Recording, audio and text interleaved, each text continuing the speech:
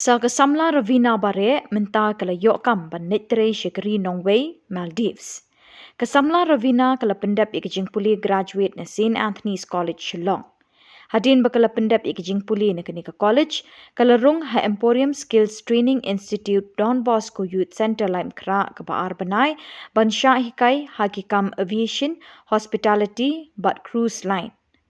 Hadin bakala pendap ikanika training minta kala yo ban netre ha ka 5-star luxury hospitality ha Maldives.